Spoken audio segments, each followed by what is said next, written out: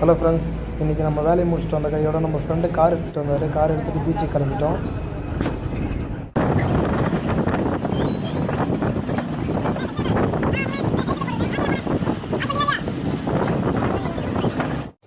நம்ம ரூமில் இருந்து கார் எடுத்தோடனே ஒரு 20 மினிட்ஸில் பீச்சுக்கு வந்துட்டோம். இங்கே பாருங்கள் ஃப்ரெண்ட்ஸ், எவ்வளோ பெருசாக அலை வருது. இது நைட்டுன்றதால சரியாக தெரியல. என் கேமரா கொஞ்சம் முக்கியம் இருக்குது, அதிக லைட்டிங் இல்லை. ஆனால் நேரில் பார்த்தா வேறு மாதிரி இருக்குது ஃப்ரெண்ட்ஸ். இந்த பீச்சை பார்த்த ஆர்வத்தில் 2 பேர் கொஞ்ச நேரம் பேசி வந்துட்டு குரலி வார்த்தை காமிக்க ஆரம்பிச்சிட்டாங்க ஃப்ரெண்ட்ஸ்.